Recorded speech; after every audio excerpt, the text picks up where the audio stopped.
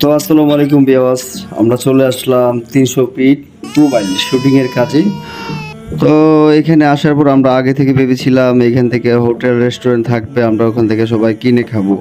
তো এখানে আসার পর কোনো কিছুই পেলাম না, আমরা ঠিক হাওড়ের মধ্যে পড়ে গেছি। এখানে তো কোনো দোকানপাট ছিল না। তো আমরা হাঁটতেছিলাম, হাঁটতে হাঁটতে তখন এখানে ক্ষেত, ধান ক্ষেত আছে এখানে। তো ধান ক্ষেতের মধ্যে সামান্য একটু পানি ছিল, পানির মধ্যে দেখলাম যে মাছ।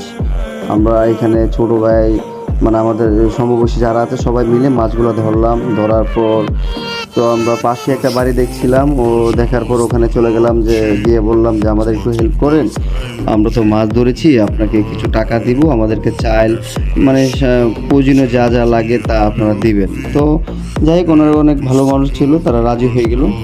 তো হাঁড়ি পাতি তেল, পেঁয়াজ রসুন যা যা লাগে আর কি তারা সব দিয়েছে। কিন্তু আমরা সবাই মিলে যে যতটুকু জানি সব